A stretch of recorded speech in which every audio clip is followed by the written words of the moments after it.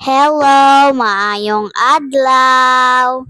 For today's video, maghimo ta og taro cake. Kanang ganing gabi, kita mo akong gibanggod-banggod.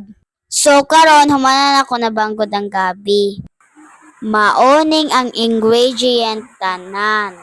Itlog, margarine, powder na gatas, asukar, og flour, og tubig. Ako nang gimix tanan ang ingredients.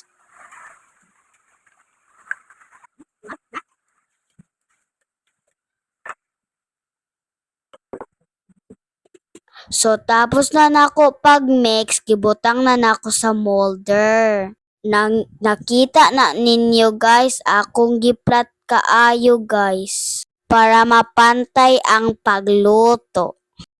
Ready na para lutoon. Nakapreheat na di ang oven, so ready na din yung lutoon. So magpaabot di ta og 30 minutes bago maluto.